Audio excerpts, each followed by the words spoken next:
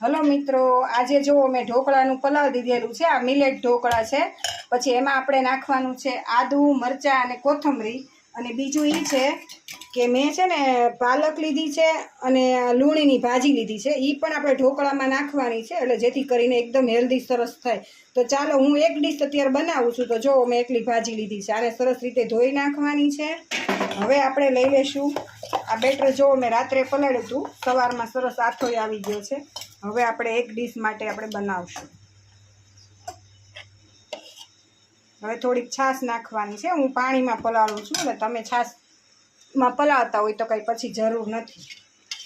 તો ખટાશ માટે આપણે છાશ નાખશું।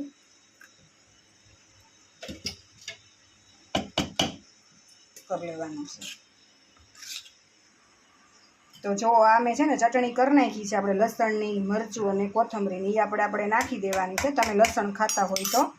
હવે આ ભાજી જે ધોઈ નાખી એ નાખી દઈશું આપણે।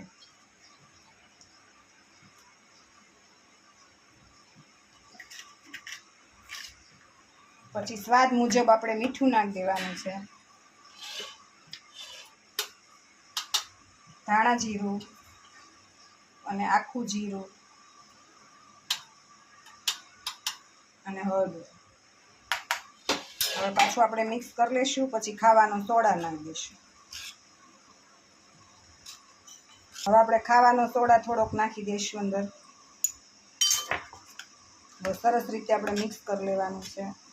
એકદમ હેલ્ધી અને સરસ ઢોકળા આપણા હમણાં તૈયાર થઈ જશે અને ફટાફટ બની જશે।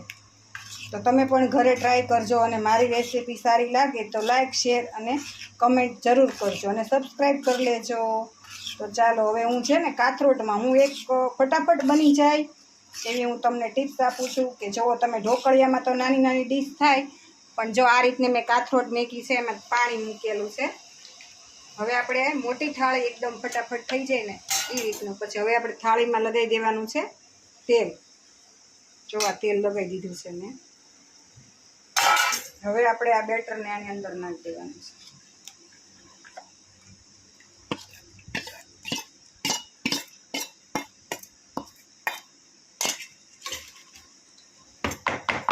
જો હવે આપણે આ કાથરોટમાં આ રીતની આપણે થાળી મૂકી દેવાની। પછી ઉપરથી નાખવાનું છે આપણે લાલ મરચું। હવે એને ઢાંકી દઈશું 10 મિનિટ માટે। જો કેવા સરસ ઢોકળા થઈ ગયા છે આપણા પોચા રૂ જેવા, અને એકદમ હેલ્ધી અને સારા છે। ટેસ્ટમાં પણ ખૂબ સારા લાગે છે। તો તમે ઘરે પણ ટ્રાય કરજો। લૂણીની ભાજી છે, અળવીના પાન છે, બધું નાખીને જો હું તમને બતાવી દઉં, એકદમ પોચા અને ખાવામાં પણ એકદમ હેલ્ધી છે।